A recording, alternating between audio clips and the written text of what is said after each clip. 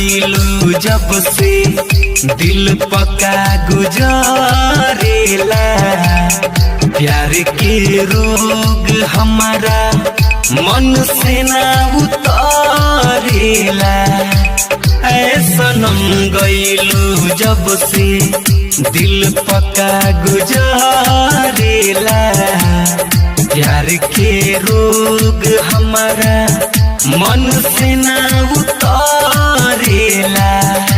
न जियल जाला न मुअल जाला, न जियल जाला है।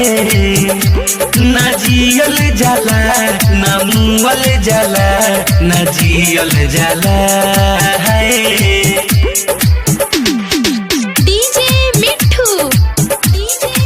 राजा पटसोनी presented by Lovely Films Production। बड़ा याद आवेला दिन मोहब्बत के कइले बा हमके हो पागल। नहीं बस सहारा टूटल बा दिल दोबारा हो लभो के ई रोग बा लागल। जेहने जाइयो होने लुगाबा हमरे पथ करेला। प्यार के रोग बा लागल दिल से ना उतारेला। ना जियल जाला ना मुअल जाला, ना जियल जाला है। ना जियल जाला ना मुअल जाला, ना जियल जाला हो।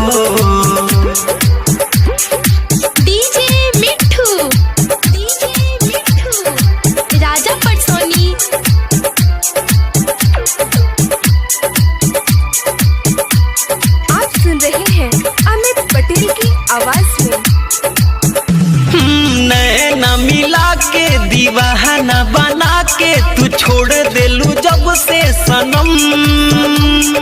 दर्द जुदाई तो हर तन्हाई में डूबल रहतानी हम। तोहके ही न पता बाबे मिठुआ कैसे रहेला। प्यार के रोग बा लागल दिल से ना उतारेला। न जियल जाला न मुअल जाला, न जियल जाला है। न जियल जाला न मुअल जाला, न जियल जाला है। सनम गईलू जब से दिल पका गुजारेला। प्यार के रोग हमारा मन से ना उतारेला। न जियल जाला न मुअल जाला, न जियल जाला है। न जियल जाला न मुअल जाला, न जियल जाला